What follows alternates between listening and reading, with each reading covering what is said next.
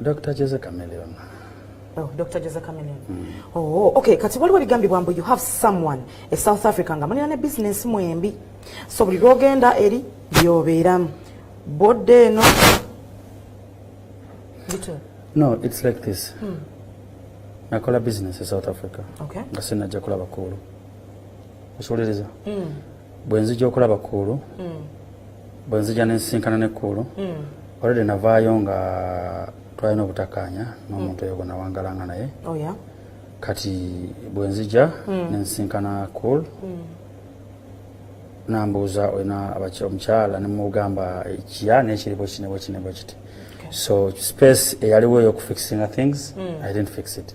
Kubanga already nali moving on in a relationship.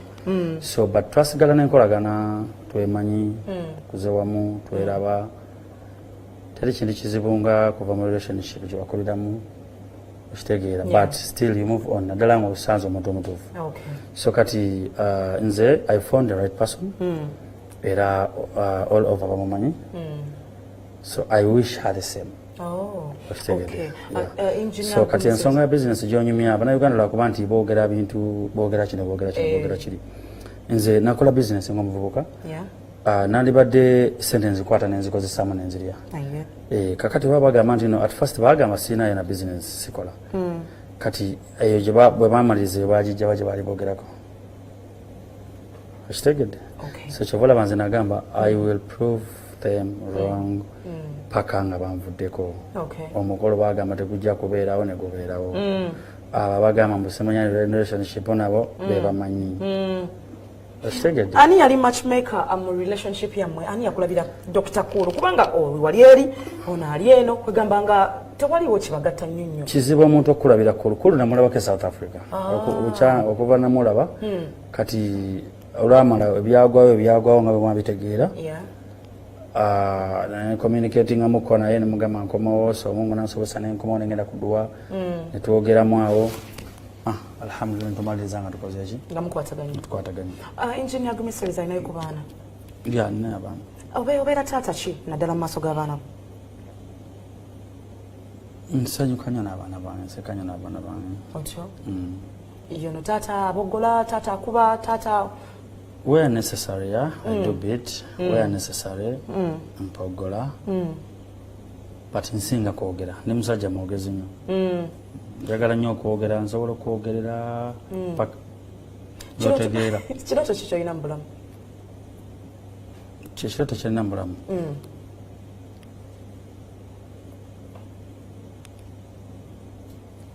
Kubeera mu mirembe ne famire yange. Kubeera mu mirembe ne famire. Okituukiriza? Olina w'okituuse? Yeah, but sikyabulamu naye nga so far alhamdulillah. Obadde okyali bulungi? Kyendaga ndabayo.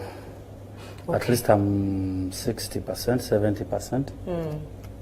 Olowoozaamu nti kamera zino ze tubeeramu weza okubeera nti buli wolaga waliwo kamera ne waliwo kamera buli kyokola nti abantu bakiraba kiina engeri gye kitankalanyizaamuko ku bulamu bwo?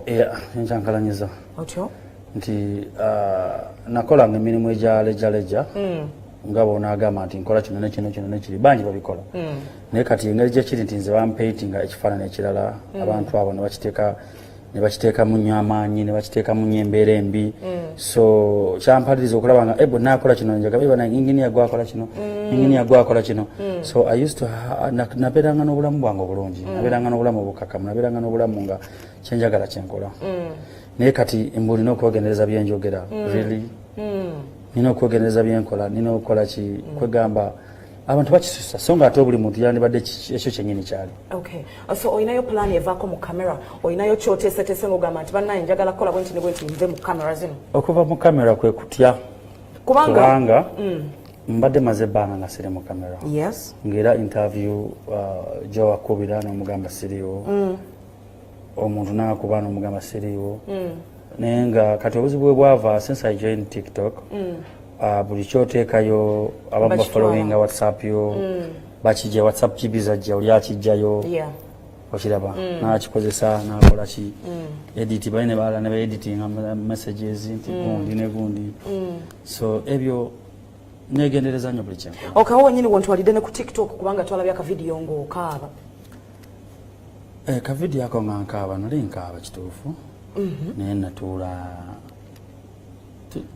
kibi omuntu okaabako omuntu akaabeko okkirizibwa okukaabako naye nga kyekikaabya kyekyadde kikaabya omuntu yenna akaaba so who is Acram not to cry waliwo nze ndi wakyuma sina kaaba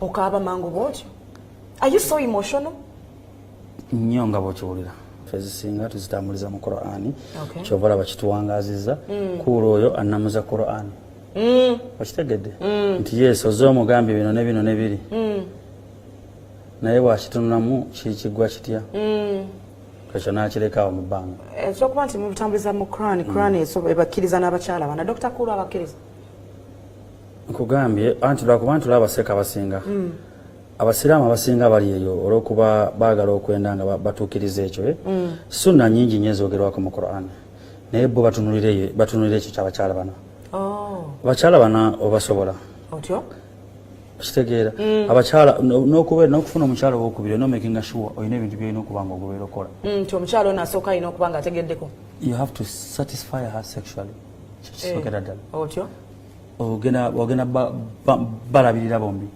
ogenda bawa kyenkanyi ono omuwadde ennyumba olio sina ennyumba ndala yakugaba kitegeera so kati kyobola bannayuganda yeboogera sibimanyi awo wenyininyini wetusabira otukirijalingire eya omukyala oli gwe twalabye mu kavidiyo byabadde bituufu wawasiza omulala nawasiza omulala omugole gwe twalabye oli nga mukukyala yadan Sharifa bamita Shakira yes Shakira has been my good friend for a very long time so nze mukyala wange namba emu Dr. Kulu namba 2 Nabunya Kuluthum namba 3 Hajati Kuluthum namba 4 Dr. Kuluthum Agumizza akasembayo akatalekeka mbu Dr. Kulu asula kawempe gosula eni Dr. Kulu kituufu agenda kawempe bali kimutwale kawempe tulinayo mutabani ate asoma balina omutegekera ku makya Kulu ye muntu ategekera omwana we ku makya nga agenda ku ssomero amakenga sure yes omukozi wali awaka